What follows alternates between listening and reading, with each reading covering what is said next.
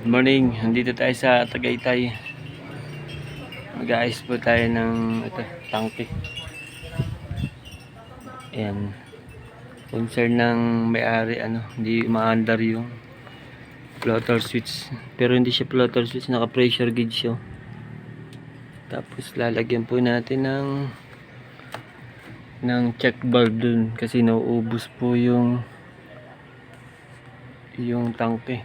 Kailangan may check valve para hindi bumalik yung tubig. Ito. Check muna natin kasi ngayon ko lang nakita yung motor. Yan, paandarin natin yan mamaya. Tapos lalagyan natin ng check valve para hindi po maubos yung tangke. Ito, nauubos daw yan pag wala. Kaya kailangan natin lagyan ng check valve. May pakita ko. Bye-bye. Ito nakita natin. Ito yung pinaka main papuntang metro. Ito hindi ko alam kung saan to. Bali dito tayo maglalagay ng check valve. Ayan.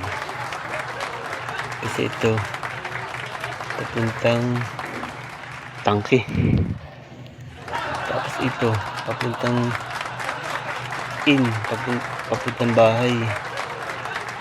Ito yung motor na pag tumakbo ito supply niya yung buong bahay. Kailangan may check valve dito para di bumalik yung tubig dito. Dito tayo magkakabit.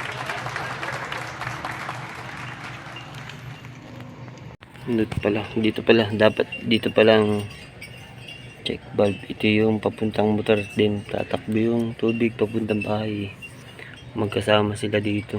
Tapos ito yung main, yan, distribute na papuntang bahay to. Ito yung magsusupply sa ibabaw ng tangke. Ito yung galing motor, tatakbo sa mga bahay. Ganda dito, distribute papuntang sa loob.